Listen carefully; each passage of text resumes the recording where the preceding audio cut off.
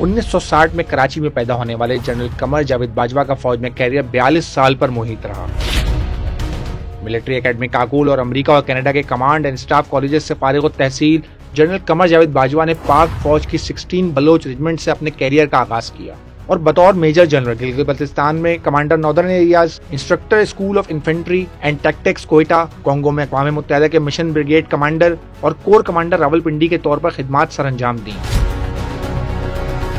وہ G H Q میں inspector general training and evaluation بھی تعینات رہے۔ بعد ازاں جنرل قمر جاوید باجوہ 29 اکتوبر 2016 کو چیف آف آرمی اسٹاف تعینات ہوئے اور ان کے عہدے کی مدت 6 سال رہی، جس میں 2019 میں ان کو بطور آرمی چیف ملنے والی 3 سالہ توسیع بھی شامل ہے۔ بطور army chief general Qamar Javed Bajwa نے 5 وزرائے اعظم کے ساتھ کام کیا۔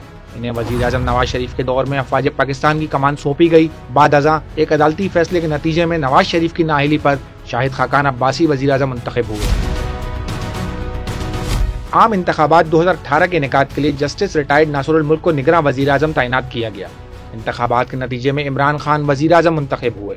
عمران خان کے خلاف تحریک عدم اعتماد کی کامیابی کے بعد جنرل قمر جاوید باجوہ نے وزیر اعظم شہباز شریف کے ساتھ کام کیا اور اسی مدت میں وہ اپنے عہدے سے ریٹائر ہو گئے۔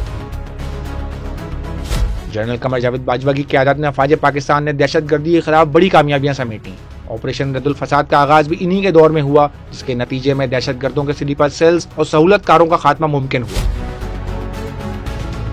27 فروری 2019 کو بھارت کی پاکستانی سرحدی حدود میں مداخلت پر منہ توڑ جواب دیا گیا، جس میں پاک فضائیہ نے بھارتی جہاز مار گرایا اور پائلٹ ابھینندن کو گرفتار کیا گیا، جس کو بعد ازاں خیر سگالی کے جذبے کے تحت چھوڑ دیا گیا۔ پاکستان کو فیٹف کی گرے لسٹ سے نکالنے کے لیے اقدامات کیے گئے۔ افغان امن سمیت علاقائی سلامتی کی کوششوں پر جنرل قمر جاوید باجوہ کو سعودی عرب کے اعلیٰ ترین کنگ عبدالعزیز میڈل سے نوازا گیا، جبکہ انہیں روس، یو اے ای، ترکی، بحرین اور اردن کے اعلیٰ اعزازات بھی نوازے گئے۔